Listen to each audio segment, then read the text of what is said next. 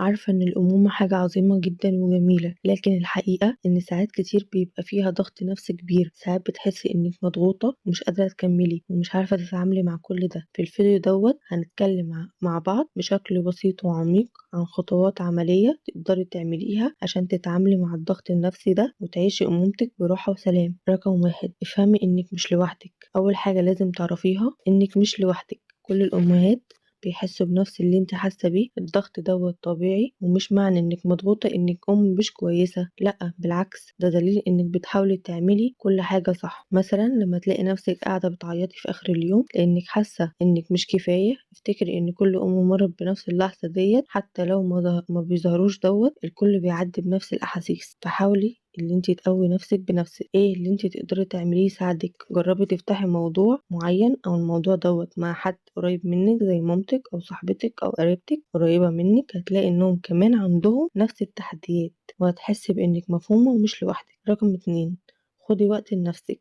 مهما كنتي مشغولة ضروري تلاقي وقت ولو بسيط لنفسك. الوقت مش رفاهية، ده احتياج أساسي لأنك لو ما كنتيش بخير مش هتعرفي تدي لأولادك. مثلا لو طفلك نام، بدل ما تروحي تنضفي أو ترتبي، اقعدي 10 دقايق اشربي كوباية قهوة أو شاي، أو حتى اقرأي حاجة انت بتحبيها. اعملي لنفسك روتين صغير كل يوم، حاجة بسيطة زي انك تسمعي موسيقى بتحبيها أو تمشي لوحدك شوية. الوقت ده هيجدد طاقتك ويخليكي أهدى. رقم تلاتة، اتعلمي تقولي لأ. كتير من الضغط النفسي بيجي لما بنحاول نعمل كل حاجة بنفسنا. ضروري تتعلمي تقولي لأ للحاجات اللي مش مهمة جدا أو اللي فوق طاقتك. مثلا لما حد يطلب منك حاجة وانت فعلا مش قادرة، قولي بكل هدوء أنا مش هقدر أعمل كده دلوقتي. اعملي قائمة صغيرة بأهم الحاجات اليومية اللي لازم تتعمل، والباقي لو ما اتعملش مفيش مشكلة، ده يخليكي تدي أولوياتك للأهم فما تضغطيش على نفسك. رقم أربعة، اقبلي المساعدة. كتير من الأمهات بيحسوا إنهم لازم يعملوا كل حاجة لوحدهم، لكن الحقيقة إن طلب المساعدة مش ضعف، ده ذكاء.